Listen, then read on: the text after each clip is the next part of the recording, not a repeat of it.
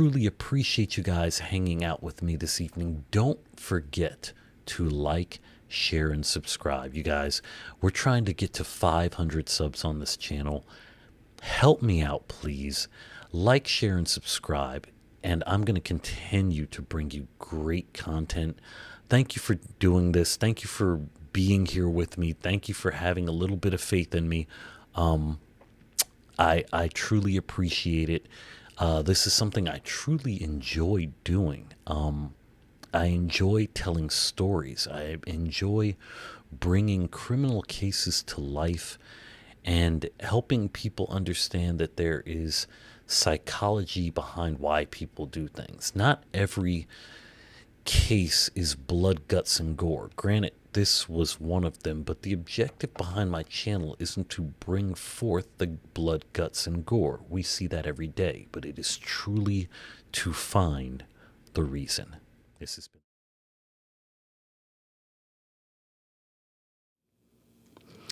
August 2023.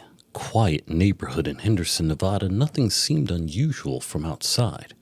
The home belonged to a mother who was about to experience every parent's worst nightmare. When she entered her son's bedroom, she expected to find him resting. Instead, she found his body lying in bed, headless. The man's head had been removed. It has never been recovered.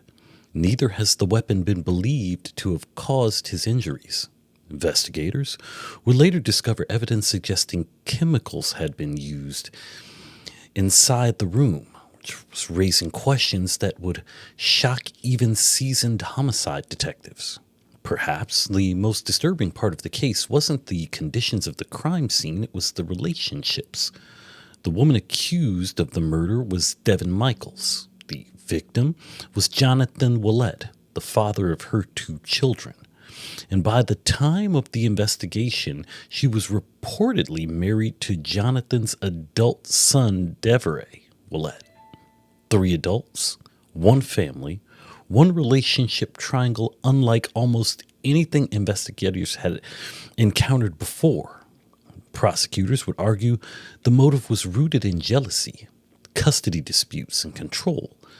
The defense would argue investigators overlooked another possible suspect and failed to prove Michaels committed every act alleged. The jury would ultimately have to answer one question: who was responsible for Nevada's most disturbing homicide case? Tonight's case shocked an entire community, but like every crime, there was a reason. Welcome to the Voice of Reason.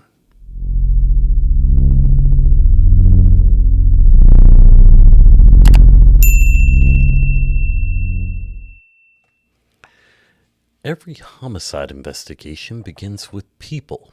Before evidence, before courtrooms, before headlines, there were lives, relationships, friendships, and at the center of the case was Johnathan Willette, a 46-year-old, a father, a son, and the father of 2 children he shared with Devyn Michaels.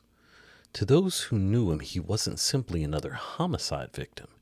He was somebody's child, somebody's father, someone whose absence would leave a permanent hole in the lives of those around him. His life ended inside of his mother's Henderson home, and the condition in which he was found would become one of the most disturbing crime scenes Nevada investigators had encountered in years. And across the courtroom sat a woman accused of causing his death, Devyn Michaels, also known publicly under the names Tracy Tavares and Tracy Tavares during different periods of her life. And those differing names appeared in public record and court coverage surrounding the case. Before her arrest, Michaels had worked in the adult entertainment industry, but that would become only a small footnote in a case driven not by her profession, but by her relationships, because by the time prosecutors presented their case, Michael's personal life had become a central issue. She shared 2 children with Johnathan, Yet, prosecutors also alleged she had gone on to marry Johnathan's adult son, Devyn. That unusual family dynamic immediately caught investigators' attention, not because it proved murder, but because it helped explain what prosecutors believed was the motive. Now, in most murder cases begin with a conflict, an argument, a financial dispute, a relationship ending. This one appeared to contain all three. According to prosecutors, the relationship inside the Willette family had become increasingly complicated. Johnathan and Devyn shared children, yet Devyn's reported marriage to Devyn introduced a dynamic that investigators believed created tension throughout the family. Questions involving custody, family loyalty, romantic relationships, and control. Prosecutors would later argue that these pressures created a motive for murder. The defense disagreed.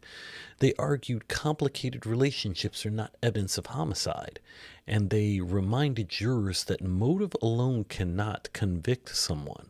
Still, investigators believed the family dynamics were impossible to ignore because when detective looks for answers, they kept returning to the same questions.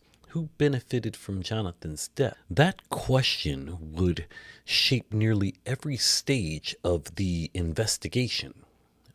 One of the most difficult parts of any homicide investigation is reconstructing a victim's final hours. Where were they? Who saw them last? What conversations took place? And according to statements later presented in court, Devyn admitted that she had struck Johnathan Willette while he was lying down and receiving a massage. She described using a wooden stick or similar object, but she claimed her actions were connected to abuse and ongoing conflict between them. Prosecutors viewed those statements very differently. To them, this wasn't an act of self-defense. It wasn't an accident. It was the beginning of an intentional killing. Yet one critical detail remained unresolved. No murder weapon was ever recovered. Without it, investigators would have to rely on forensic evidence, witness testimony, and Michael's own statement to reconstruct what happened. And that reconstruction would become one of the central battles of the trial. There are moments in a criminal investigation that remain with detectives forever. For investigators on this case, that moment came when Johnathan Willette's mother entered her son's room. She found him lying in bed. At first glance, something seemed terribly wrong. Then the full horror became apparent. Johnathan had been decapitated. His head was gone. The room itself presented investigators with even more questions. Evidence indicated the presence of chemicals. Public reporting described chemical damage at the scene, with investigators examining substances that prosecutors argued may have been used in an attempt to conceal or destroy evidence. The scene immediately told detectives something important. This wasn't simply a homicide. Someone had allegedly taken additional steps after the killing. Those alleged actions suggested planning, time, and an effort to frustrate investigators. But proving who performed those acts would become much harder, because the most important piece of the evidence were missing. In most homicide investigations, forensic pathologists rely on every available piece of the victim's body to reconstruct the crime. This case was different.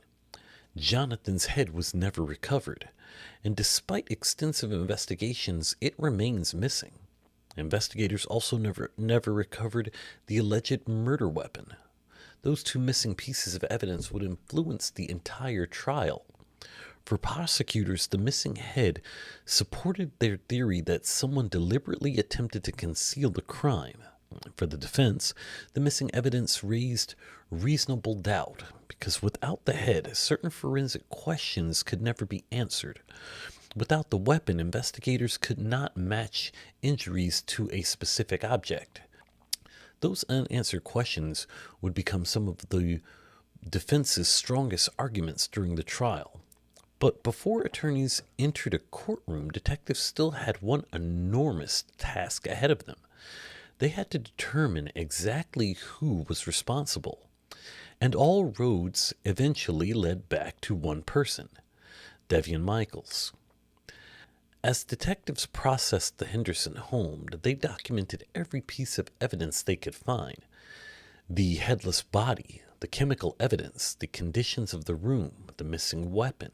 Every detail mattered. Investigators also began interviewing the people closest to Johnathan, family members, friends, and eventually Devyn Michaels herself. What she admitted, what she denied, and what detectives believed they could prove would shape one of Nevada's most unusual murder prosecutions. But as investigators dug deeper into the family relationships, another name continued to surface: Devyn, Johnathan's adult son, and Devyn Michaels' reported husband, as his role in the story would eventually become one of the most fiercely contested issues of the trial. As detectives continued piecing together the events surrounding Johnathan Willette's death, their attention increasingly focused on one person, Devyn Michaels. Investigators knew they were dealing with an unusual homicide. The victim had been decapitated, the head was missing, the suspected weapon had vanished, and evidence suggested chemicals had been introduced into the crime scene. Those weren't the actions investigators typically associated with the spontaneous act of violence. They suggested that someone had taken additional steps after the killing. The question was who? Because during questioning, Michaels made a significant admission. She acknowledged striking Johnathan Willette while he was lying down and receiving a massage. According to publicly reported court testimony and investigative records, she said she had used a wooden stick or similar object. That admission immediately placed her at the center of the investigation. But it stopped there. Michaels denied decapitating Johnathan. She denied disposing of his head, and she denied carrying out the extensive post-mortem acts alleged by prosecutors. To investigators, her statement created two separate issues. The first was no longer whether she had assaulted Johnathan. She admitted that herself. The second, and far more important question, was whether she had alone committed everything that happened afterward. That question would dominate the trial. Now, experienced homicide investigators often describe crime scenes as puzzles. Every piece matters: blood evidence, fingerprints, DNA, weapons, and in this investigation, two of the largest puzzle pieces were missing: Johnathan Willette's head and the suspected murder weapon. Neither has ever been recovered, and those absences affected nearly every aspect of the case, because without the head, forensic pathologists were limited to reconstructing certain injuries. Without the weapon, investigators could not perform traditional comparison testing. Defense attorneys would later remind jurors of those missing pieces repeatedly, because every unanswered question created another opportunity for reasonable doubt. But prosecutors viewed the missing evidence differently. To them, the absence of the head and weapon wasn't evidence of innocence. It was evidence of concealment. Someone, they argued, had intentionally removed the most damaging evidence from the scene. The condition of the bedroom quickly became another focus of the investigation. Detectives documented evidence consistent with chemical exposure. Public reporting described the body and surrounding area as showing signs of chemical damage. Investigators examined containers and substances found inside the home, believing they may have been used in an effort to alter or destroy evidence. Now, exactly what chemicals were present and their full forensic significance was discussed during the investigation and at trial, but complete laboratory reports and expert testimony have not been fully released to the public. Because of that, one important distinction must be made. It is publicly established that investigators found evidence of chemical exposure at the scene. What remains less certain in public records is precisely how those chemicals affected the body and what conclusion forensic experts ultimately reached about every substance involved. For prosecutors, however, the broader conclusion was clear. The chemicals suggested deliberate attempts to conceal the crime. The defense disagreed. The defense argued investigators were asking jurors to draw conclusions unsupported by complete forensic evidence. A detective interviewed family members. The investigation became increasingly complicated because this wasn't simply a homicide. It was a homicide inside an extraordinary, unusual family structure. Johnathan Willette had fathered 2 children with Devyn Michaels, and at the same time, Michaels was reportedly married to Johnathan's adult son, Devyn Willette. The fact alone drew enormous public attention, but prosecutors cautioned jurors against focusing solely on the sensational nature of the relationship. Instead, they argued the family dynamic helped explain motive. According to the state, tensions involving custody, loyalty, and personal relationships had created an environment filled with conflict. The defense responded differently. Complicated families, they argued, are not proof of murder, and motive alone cannot establish guilt. Still, investigators believed understanding those relationships was essential to understanding why Johnathan Willette became a homicide victim. Now, as the case moved closer to trial, defense attorneys introduced one of the most significant themes of their strategy, alternative suspect. Rather than focusing exclusively on Michaels, the defense suggested investigators had failed to fully examine Devyn Willette's possible involvement. Public reporting indicates the defense questioned whether Michaels could have realistically carried out the act alleged by prosecutors within the available timeline. Could one person kill Johnathan, decapitate the body, dispose of the head, dispose of the weapon, introduce chemicals into the scene, clean up, and leave without assistance? The defense argued those questions deserve serious consideration. The emphasis that Devyn's unusual position within the family created potential motive that investigators should not have ignored. Prosecutors strongly rejected that theory. They maintained that there was no credible evidence placing responsibility on anyone other than Michaels. Ultimately, that dispute would become one of the trial's defining issues. As months passed, detectives assembled the evidence they believed would support a murder prosecution.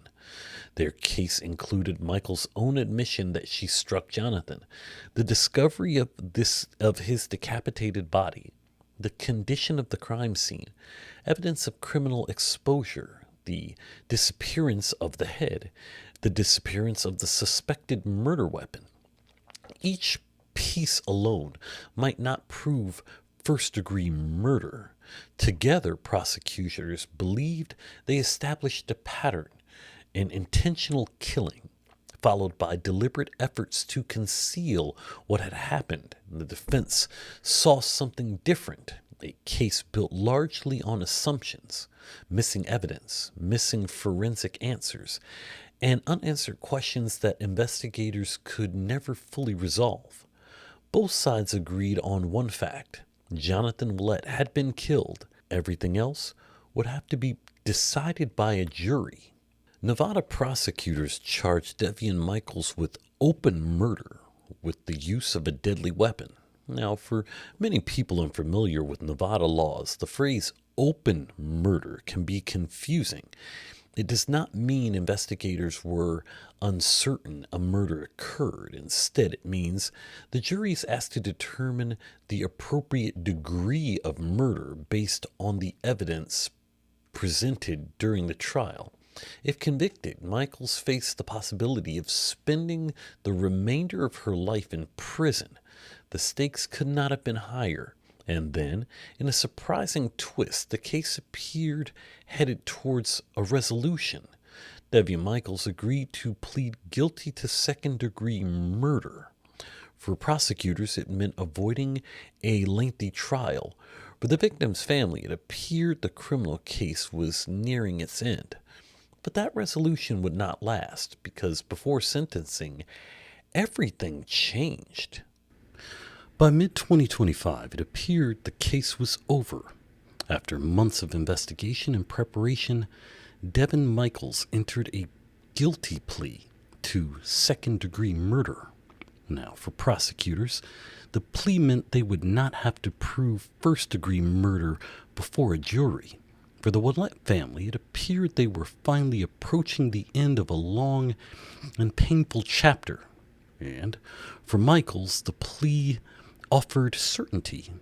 A trial would be avoided. The possibility of an even harsher sentence would disappear, or so everyone believed. They came to the sentencing hearing, and instead of accepting the punishment, Michaels made a decision that stunned nearly everyone inside the courtroom. She withdrew her guilty plea. Public reports indicate that Michaels told the court she intended to continue fighting the charges and maintain she could prove her innocence. With a single decision, the case was transformed.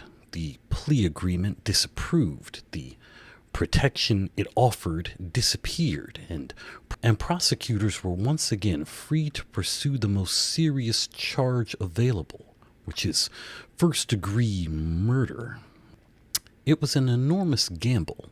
If convicted after trial, Michaels now faced a significantly greater sentence than the agreement she had just rejected. The plea withdrawn, prosecutors shifted into full trial mode. Leading the prosecution was Chief Deputy District Attorney John Glordny.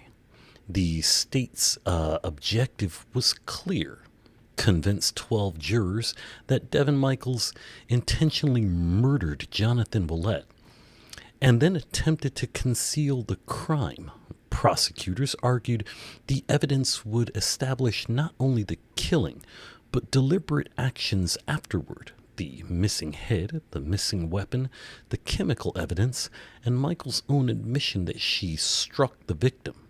According to the state, these facts formed a consistent picture of intentional murder, followed by concealment. The prosecution also intended to show motive, not through a single argument, but through the complicated relationships surrounding the Willette family: jealousy, custody, control, and fractured family dynamics. The state believed those issues explained why Johnathan Willette became the victim. Representing Devyn Michaels was defense attorney Robert Draskovich. From the beginning, the defense recognized one important reality: the crime scene itself was horrifying. A decapitated victim, missing evidence, chemical damage. Those facts carried enormous emotional weight, and the defense needed jurors to move beyond emotion and focus on proof. Their strategy centered on reasonable doubt. Draskovich argued that investigators had failed to answer critical questions. Where was the head? Where was the weapon? Who actually disposed of them? And perhaps the biggest question of all, could prosecutors actually prove that Michaels committed every act alleged? The defense reminded jurors that Michaels admitted striking Johnathan, but she consistently denied decapitating him. She denied disposing of his head, and she denied carrying out the extensive concealment described by prosecutors. Those distinctions became central to the defense strategy. Some testimony provides facts. Other testimony provides heartbreak. When Johnathan's mother, Yoko Willette, took the witness stand, the courtroom became noticeably quieter. She wasn't there to discuss forensic science. She wasn't there to explain legal theory. She was there because she had discovered her son's body. One of the most horrific experiences any parent could imagine. She described finding Johnathan inside the Henderson home. The discovery changed her life forever. Her testimony also helped establish the condition of the crime scene and the timeline that followed. For jurors, Yoko's testimony served another purpose. It reminded everyone that beneath the legal arguments, beneath the exhibits, beneath the forensic evidence, there was a family living with unmanageable loss. The prosecution used her testimony to establish the sequence of events following Johnathan's death. The defense approached her testimony respectfully, focusing primarily on factual details rather than challenging her grief. Perhaps no witness generated more curiosity than Devyn Michaels. His position in the case was unlike almost anything seen in a homicide prosecution. He was Johnathan Willette's adult son, and according to public reporting, Devyn Michaels' husband. That relationship immediately drew the attention of jurors. The prosecution called Devyn to address questions surrounding the family's unusual dynamics. He denied any involvement in Johnathan's death. He denied participating in the decapitation, and he denied helping conceal evidence. His testimony was important because the defense had repeatedly suggested investigators overlooked him as a possible suspect. The prosecution argued there simply just wasn't enough evidence connecting Devyn to the murder. The defense wasn't trying to prove Devyn committed the crime. Instead, they were trying to show that investigators failed to eliminate other possibilities. In criminal trials, that distinction matters. The defense doesn't have to prove someone else committed the crime. They just have to convince jurors that reasonable doubt exists. I talk about it all the time, you guys. Reasonable doubt.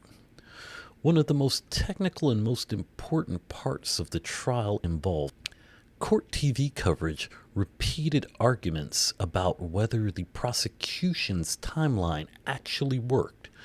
The defense posed a series of difficult questions. Could one person kill Johnathan, remove his head, dispose of it, dispose of the weapon, use chemicals throughout the scene, clean up, and leave, all within the time frame suggested by investigators? And the prosecution answered yes. They argued that available evidence showed Michaels had both the opportunity and sufficient time. The defense answered no. They argued the timeline itself raised reasonable doubt. Jurors spent hours examining testimony, movements, and investigative reconstructions. Because if the timeline didn't work, neither did the prosecution's theories. And by the time the opening statement concluded, the battle lines were clearly drawn. The prosecution promised to prove Devyn Michaels intentionally killed Johnathan Willette. She attempted to conceal the crime. The missing head and missing weapon demonstrated deliberate effort to frustrate investigators. Her own admission connected her directly to the homicide. The defense promised something different. They would show investigators never recovered the head. Investigators never recovered the weapon. Michaels admitted striking Johnathan but denied the post-mortem acts. Another person had potential motive. The prosecution's timeline was incomplete. Now, both sides agreed on only one thing. Johnathan Willette was dead. everything else was now in the hands of 12 jurors. After weeks of testimony, the evidence had been presented. The witnesses had testified. The investigators had explained their findings. The attorneys had challenged one another's theories. Now only one step remained. Each side would make its final appeal to the jury. Chief Deputy District Attorney John Gordonai stood before a jury and argued that the evidence formed a clear and unmistakable picture. Devyn Michaels admitted striking Johnathan Willette. Johnathan's body was discovered decapitated. Chemical evidence suggested an attempt to conceal or destroy evidence. His head was never found. Neither was the suspected murder weapon. According to the prosecution, these were not isolated facts. Together, they demonstrated planning, concealment, and intentional murder. The state reminded jurors that while no single piece of evidence answered every question, the totality of the evidence pointed in one direction, toward guilt. Then came the defense. Attorney Robert Draskovich approached the jury with a different message. He reminded jurors that criminal convictions cannot rest on assumptions. The state never found the head. The state never recovered the murder weapon. No forensic expert would compare the missing weapon to the injuries. No one could explain exactly where the head had gone. The defense argued those unanswered questions mattered because unanswered questions create reasonable doubt. And under the law, reasonable doubt requires acquittal. Now, when closing arguments concluded, the courtroom grew quiet, and the judge instructed the jury on Nevada law. The jurors were reminded that the burden rested entirely on the state. The defense was not required to prove innocence. The state had to prove guilt beyond a reasonable doubt, and the jury retired to deliberate.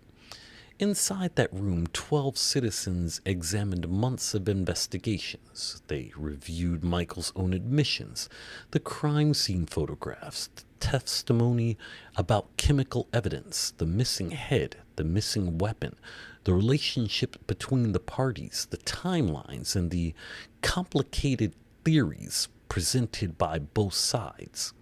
Some questions could never be answered. No one knew where Johnathan's head had been taken. No one could produce the murder weapon.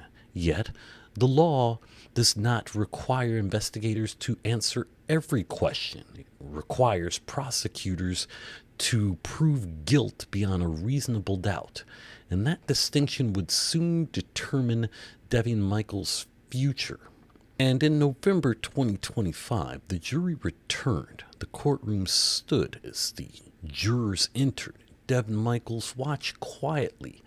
Johnathan Willette's family waited anxiously, and the clerk accepted the verdict. Then it was read. Guilty. The jury found Devyn Michaels guilty of first-degree murder. They also found the deadly weapon enhancement proven. The verdict represented a complete rejection of the defense's request for reasonable doubt. The jurors concluded that the state had established beyond a reasonable doubt that Michaels intentionally murdered Johnathan Willette. The prosecution had asked jurors to infer planning and concealment from the evidence. The defense argued too many questions remain unanswered. Ultimately, the jury accepted the prosecution's explanation. The case returned to court January 8, 2026. This time, the question was no longer guilt. It was punishment. And Judge Tierra Jones presided over the sentencing hearing. The court imposed the following sentence. For first-degree murder, 20 years to life. For the deadly weapons enhancement, an additional consecutive sentence of 8 to 20 years combined. Devyn Michaels received a sentence requiring a minimum of 28 years before parole eligibility. The court also credited approximately 2 years she had already served while awaiting that. For Johnathan Willette's family, the sentence represented accountability. For Michaels, it marked the beginning of what could become decades behind bars. One aspect of the case continues to stand out to legal observers because before trial, Devyn Miles had already accepted responsibility through a plea agreement. She agreed to plead guilty to second-degree murder. Had that agreement remained in place, she would almost have certainly avoided the risk associated with a first-degree murder trial. Instead, she withdrew the plea. She publicly maintained that she could prove her innocence. This decision fundamentally changed the course of the case. Once the plea was withdrawn, the state pursued first-degree murder. The jury convicted her, and the sentence she ultimately received was substantially more severe than what many legal observers believed she might have faced under the original plea agreement. It was a reminder of one of the greatest risks in criminal litigation. Now, every defendant has the right to a trial, but every trial carries uncertainty. Sometimes that decision results in acquittal. Other times, it results in a far harsher outcome. One misconception about criminal verdicts is that the juries answer every question. They don't. The jury answers only the legal questions placed before them. They determine that Johnathan Willette was intentionally killed. Devyn Michaels was criminally responsible. The deadly weapon enhancement applied, but several questions remained unanswered publicly. No one had recovered Johnathan's head. No one had recovered the suspected murder weapon. The complete autopsy findings have not been publicly released, and those unanswered questions remain part of the public record. However, the jury concluded they did not create reasonable doubt sufficient to prevent conviction. What was legally proven was Johnathan Willette was murdered. His body was discovered decapitated. Devyn Michaels admitted to striking him. A Nevada jury convicted her of first-degree murder with the use of a deadly weapon. She received a sentence of 28 years to life. Now, what Michaels admitted was that she admitted striking Johnathan Willette. She denied decapitating him. She denied disposing of his head. She denied carrying out the extensive concealment alleged by prosecutors. Now, here's what was disputed: whether Michaels acted alone, whether Devyn Willette should have been investigated more thoroughly, whether the timeline fully supported the prosecution's theory, whether the missing head and missing weapon created reasonable doubt. What remained unknown even after conviction, and several questions remain unanswered in the public record. Where is Johnathan Willette's head? What object was ultimately used to inflict the fatal injuries? Where was the weapon disposed of? Those mysteries may never fully be resolved. Now, you guys, some murder cases are remembered because of who committed them, others because of how they were solved. The Devyn Michaels case will likely be remembered for something else: its extraordinary crime scene, a family relationship unlike almost any other, a guilty plea that became a trial, a missing head that has never been recovered, and a prosecution built despite missing physical evidence. For Johnathan Willette's family, the verdict closed one chapter, but it can never restore what was taken. For Devyn Michaels, the decision to reject a plea agreement became one of the defining moments of her life. The jury spoke. The court imposed sentencing. Yet some of the most haunting questions remain unanswered. And perhaps someday Johnathan Willette's head will be found. Perhaps the murder weapon will surface. Or perhaps those pieces of the puzzle are gone forever. What remains is the record left behind. A record that reminds us of how complicated justice can become when key evidence disappears. And after everything investigators uncovered, one thing remained painfully clear. Every crime has a reason. And this has been the Voice of Reason. I am Reason. I appreciate you hanging out with me. The Devyn Michaels case is one of the strangest cases, quite frankly, because I don't understand how a person could choose to take a plea deal of second-degree murder and then decide that they themselves could find a way to prove their innocence, and the reaction of the jury finding her guilty of first-degree murder is just an absolute crazy thing. Wow. I truly appreciate you guys hanging out with me this evening. Don't forget to like, share, and subscribe. You guys, we're trying to get to 500 subs on this channel. Help me out, please. Like, share, and subscribe. And I'm going to continue to bring you great content. Thank you for doing this. Thank you for being here with me. Thank you for having a little bit of faith in me. I truly appreciate it. This is something I truly enjoy doing. I enjoy telling stories. I enjoy bringing criminal cases to life and helping people understand that there is psychology behind why people do things. Not every case is blood, guts, and gore. Granted, this was one of them, but the objective behind my channel isn't to bring forth the blood, guts, and gore. We see that every day, but it is truly to find the reason. This has been the Voice of Reason. I am Reason. Have a good evening.